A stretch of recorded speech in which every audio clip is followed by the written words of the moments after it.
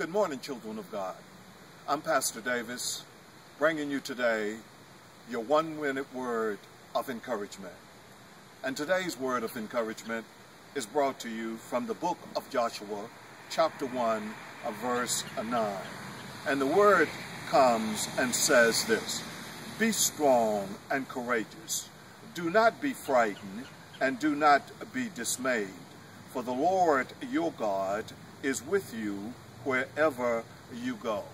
Be strong and be courageous. And the word strong simply means be strong in the mind. Have a pure mind.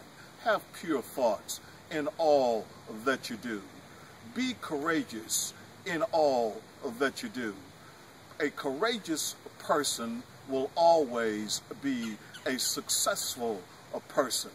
We as courageous people never give up, never give in.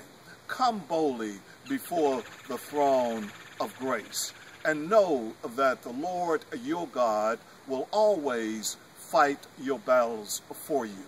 Be strong, my brothers and sisters. Be courageous. That is the word for today, brought to you from the book of Joshua. Until we meet again, be strong, be courageous.